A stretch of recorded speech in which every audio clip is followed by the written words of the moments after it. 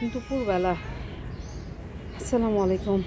এখন প্রায় বেলা 2:30 বাজে। ছাদে চলে আসলাম, সাথে আমার লেজ বুঝতেই পারছেন, চুপ করে চোরের মতো আসলেও কিন্তু ধরা পড়ে যায়।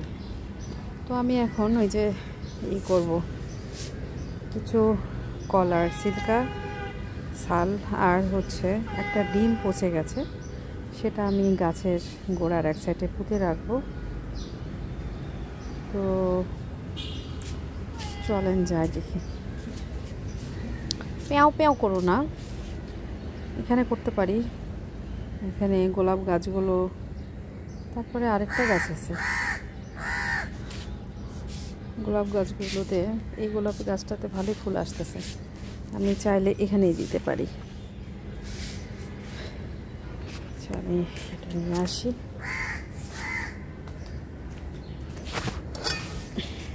স্নো,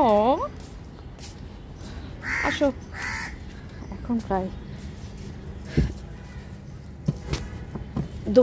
দুপুর মানে একদম মাথার উপরে রৌদ্র। তো এইখানটাতেই আমি পুঁতে রাখবো, যাতে গাছে আরও ফুল ফল বৃদ্ধি পায়। এই গাছটাতে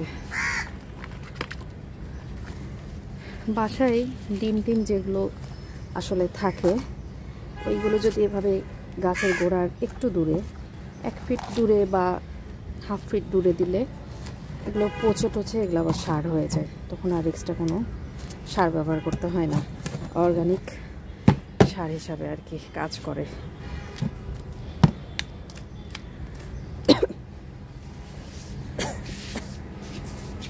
স্নো, কোথায় তুমি? এই যে দেখেন, রোদের জ্বালায়। আসলে তোমাকে আমি ঘাস খাওয়াই দিই, ও ভীষণ ঘাস পছন্দ করে। এই ঘাস, এই যে স্নো নাও, স্নো, এই যে এই বুড়া, এই যে নাও, এই যে নাও।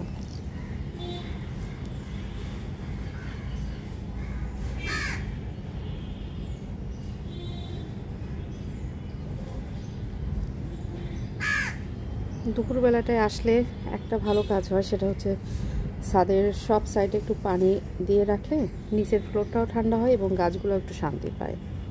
সেটাও একটা কারণ। আমি এখন এই দুপুরবেলায় চলে আসি, এসে ছাদের পুরো জায়গাটা একটু পানি দিয়ে ভিজে দেওয়ার চেষ্টা করি।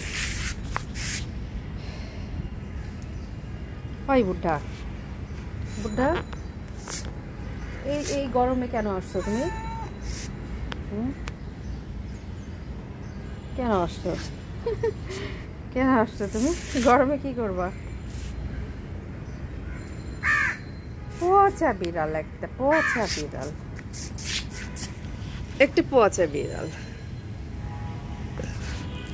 এই পচা বিড়াল। চলো যাই, যাবা না?